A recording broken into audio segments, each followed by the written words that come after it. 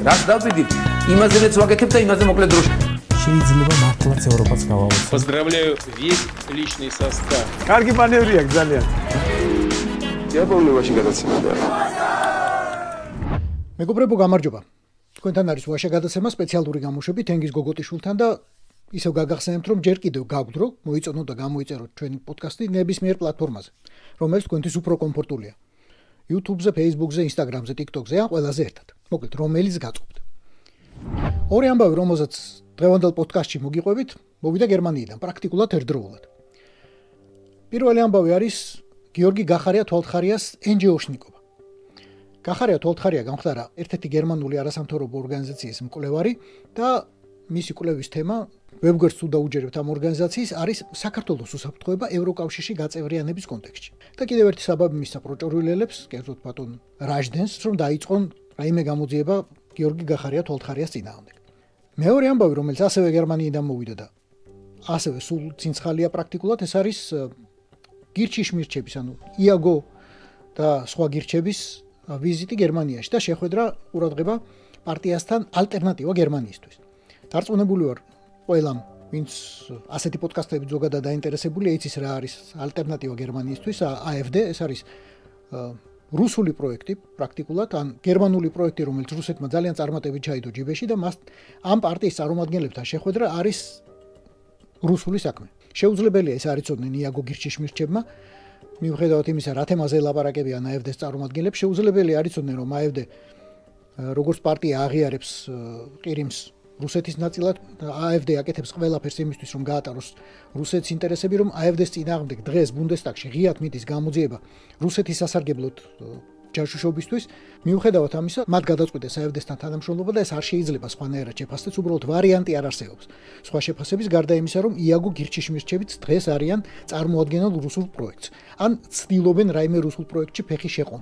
ხო, ნუ ახლა ცხადია, როდესაც შენ გასაправებელი გაქვს თანამშრომლობა მემარცხენე პრორუს ასეთ ისეთ პარტიასთან, იქ ჭირდება რაღაც ტიპის ბოროტება, რომელსაც გამოიყენებ და იტყვი, რომ აი ამ ჩემი ამორალური გარიგება, მე დამჭირდა, იმიტომ რომ აგერ უფრო დიდი ამორალურობა არის აქეთ და ცხადია, რომ ეს ნარატივია. თუმცა ჩემთვის ასევე საინტერესოა ზოგადად მაგ ხალხის გზა ნაწილში, რომ ტექნიკურად ჩვენს მიერ გავლილი გზა ძალიან გავს ერთმანეთს შინაარსობრივად. აი ეს დამოკიდებულება, ეს რაღაცა, ანუ ეს ტალახისროლა პოლიტიკური მეინსტრიმის მიერ და რაღაც სხვა გიჟურ თამაში მონაწილეობა და არ შემჩნევა იმ რეალობის, რომელიც საზოგადოებაში არსებობს პოლიტიკური, ეს მე მგონი ძალიან რაღაცნაირად იმასაც ჩვენს ისტორიასაც გავს და მე კიდევ ერთი არგუმენტი, რატომ წავიდოდი და რატომ ვიკითხავდი რაღაცას, იქნებოდა ის, რომ აი ამ ასეთი სიტუაციიდან როგორ ხდება გაზრდა 25%-მდე. რატომ არის ეს ორი ამბავი დღეს საინტერესო და რით შეიძლება ეს თითქოს ორი დაუკავშირებელი ამბავი, მიუხედავად იმისა, რომ ორივე გერმანიიდან მოდის, ერთად იყოს საინტერესო. ვერსიას ვამბობ, მხოლოდ ვერსიას, იმით რომ რუსეთი ცდილობს ალტერნატიულ მოედანზე მოძებნოს ქართული ოპოზიციის, დღეს ოპოზიციის და ხვალ შესაძლო ხელისუფლების საფუძველი და საძირკველი. ბორია ივანაშვილი 70 წელს ხდება თებერვალში, მიუხედავად იმისა, რომ ძალიან ცდილობს დიდხანს გაკაჩოს და ეხუტება ხეებს ფეხშველი დარბის, მაგრამ ამის მიუხედავად 70 წელს გახდა და შეუძლებელია, რომ ეს არ იცოდეს მისმა გამომგზავნმა მოსკოვიდან. ამიტომ ბორია ივანაშვილისთვის ალტერნატივის ზებნა არის აბსოლუტურად ბუნებრივი რამ. რატომ შეიძლება არჩევანი გაკეთდეს გიორგი გახარია თვალთხარიაზე ან გირჩიშ მირჩებზე ან მათზე ერთად. იმიტომ რომ სხვა პრორუსული ძალა დღეს საქართველოში ასე აქტიურად არ ჩანს. არანაირი საბუთი არ მიჭირავს ხელში, ნუ მომთხოვთ ნურანაირ საბუთი რომ ეჭიროს, სწორედ ეგ იქნებოდა საერთო, მაგრამ პირველივე დღიდან დარწმუნებული ვიყავი, რომ გახარია წარმოადგენდა მოსკოვის კაცს. გახარია ატარებდა მოსკოვის ინტერესებს და გახარია იყო პირდაპირ ემისარი მოსკოვიდან. ამის მთავარი ლოგიკური საბუთი რამაც მიბიძგა ამ დასკვნისკენ არის მისი ძალიან სწრაფი აღზევება და სრულიად მოულოდნელი გამოჩენა ქართულ პოლიტიკურ კაბადონზე. ბორია ივანაშვილი ზოგადად ეხერხება წღნერისგან კამპეტების გამოჩირკნა, გამოდნობა და გადაავლეთ თვალი მის ნებისმიერ საპარლამენტო სიას, მის ნებისმიერ მთავრობას, დიდი უმრავლესობა აღზევებული მდაბიოა, აღზევებული არარაობა, მაგრამ ამ დაბიოებსაც კი, ამ არარაობებსაც კი ვიღაცებს თუ უმეტეს ნაწილს ჰქონდა რაღაც ბექგრაუნდი ქართული. ვიღაცას მამა ყავდა პუჩისტი და ყოფილი ვიცე-სპიკერი, ვიღაცა რაღაც არასამთავრობოს წარმოადგენდა, ვიღაცა გერმანულ არასამთავრობოს წარმოადგენდა, ვიღაცა, არ ვიცი, ვაგონშემკეთებელი ქართლის მთავარი ბუღალტერი იყო, ვიღაცა რაღაც ქართული კავშირები ჰქონდათ, ქართული ბექგრაუნდი ჰქონდათ, ვიღაცას იცნობდნენ და თეორიულად შეიძლება დაუშვათ, რომ ყავდათ ვიღაც ვინც მოკიდა ხელი, მიიყვანა ბორია ივანიშვილთან და უთხრა, აჰა, ჩემი სანდო კაცია, ჩემი სანდო ქალია და გაბარებ ამას და მე ვიცი რომ კარგად გამოიყენებ, იმიტომ რომ ჭკვიანია და პოტენციალი დიდი აქვს. გახარია შემთხვევაში ასეთი ადამიანი ძალიან რთული მოსაძებნია, იმიტომ რომ გახარიამ საქართველოს დატოვა 19 წლის ასაკში. თბილისის სახელმწიფო უნივერსიტეტიდან გადავიდა MGU-ში, მოსკოვის უნივერსიტეტში, იქ დაამთავრა უნივერსიტეტი, იქ დაამთავრა დოქტორანტურა, იქ მუშაობდა ბოლომდე 2013 წლამდე.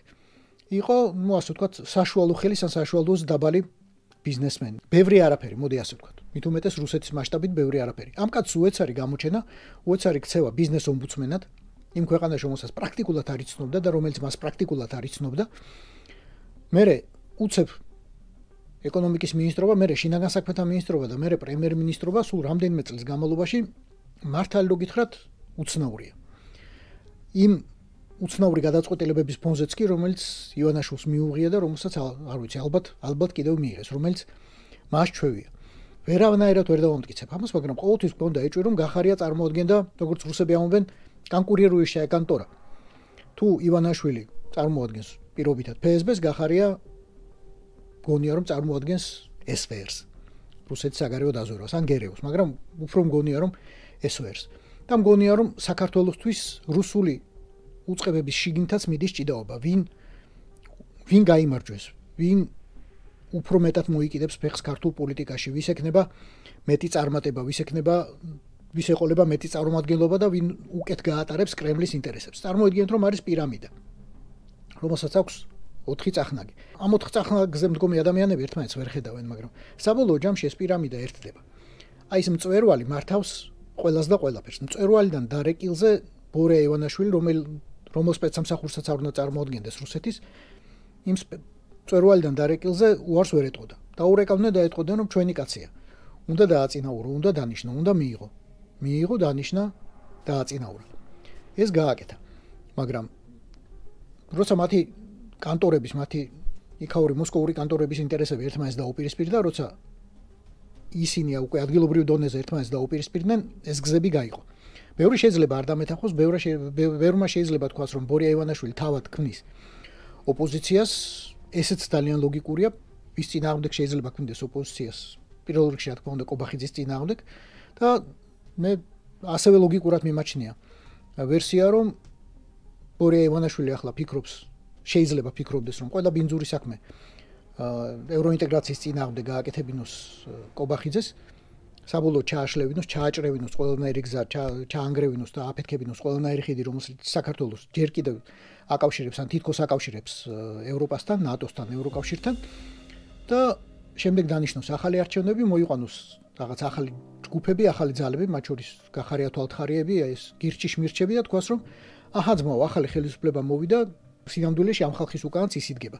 ეს შეიძლება თეორიულად იყოს ვარიანტი, მაგრამ კიდევ ერთხელ ვამბობ, მე მაინც მგონია, რომ ბორია ივანიშვილზე მეტად აქტიურად საქართველოში მუშაობს მოსკოვი და მოსკოვი უფრო მეტად გეგმავს რაღაცებს საქართველოში, მოსკოვი უფრო აქტიურად გეგმავს და მოსკოვი უფრო შორი პერსპექტივით გეგმავს რაღაცებს საქართველოში, ვიდრე ამას აკეთებს ბორია ივანიშვილი. გავიხსენოთ, როგორ მართავდა რუსეთი საქართველოს დღიდან დაპყრობისა.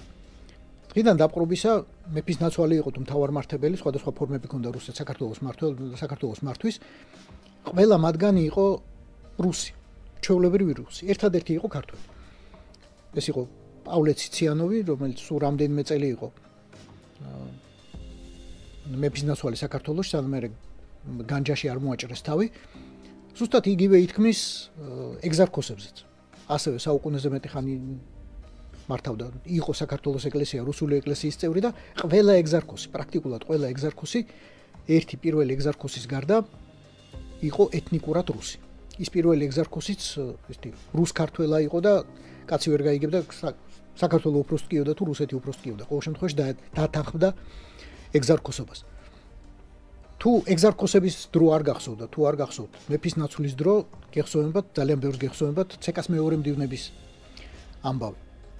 აი, ამხანაგი კოლბინი, ამხანაგი ჩურკინი და სხვა ამხანაგები, რომელთაც მოსკოვი სპეციალურად მოავლენდა საქართველოში, ნიშნავდა ცეკას მეორე მდივნად, ნიშნავდა პირველი მდივნის ალტერნატივად.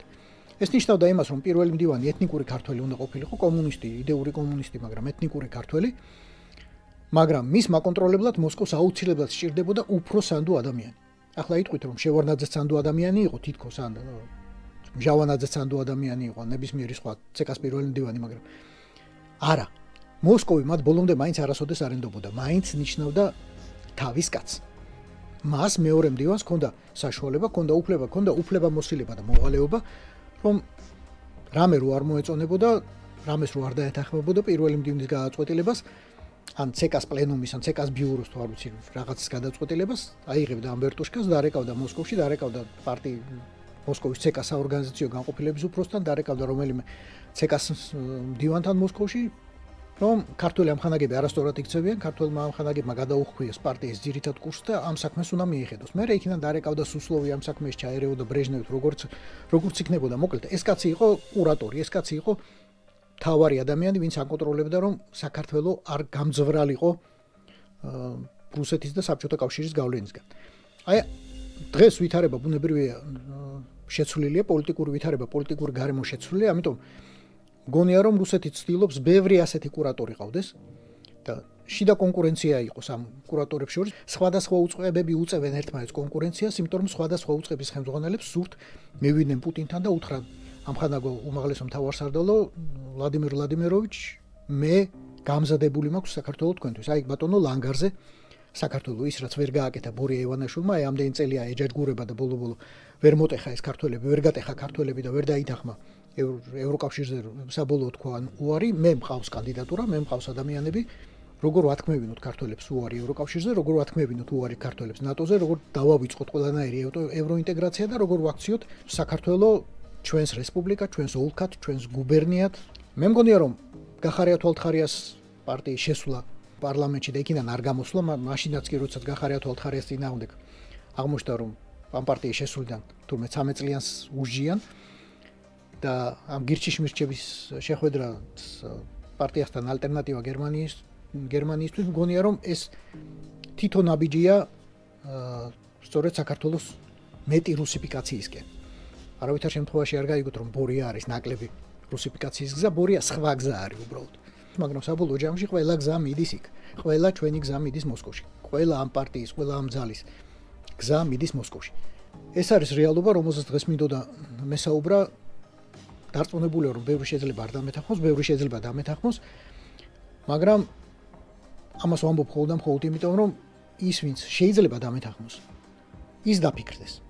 სინამდვილეში რა ძალაა გიორგი გახარია თვალთხარია, რა ძალაა იაგო გირჩიშმირჩები და სხვები.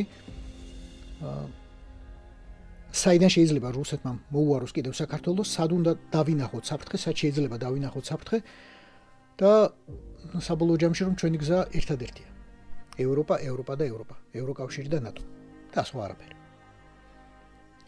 მადლობა ყურადღებისთვის, აუცილებლად გამოიწერეთ ჩვენი პოდკასტი ნებისმიერ პლატფორმაზე, YouTube-ზე, Facebook-ზე, Instagram-სა და TikTok-ზე.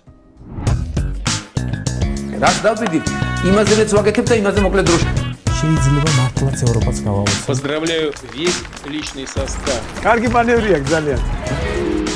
Я помню, очень гадаться надо.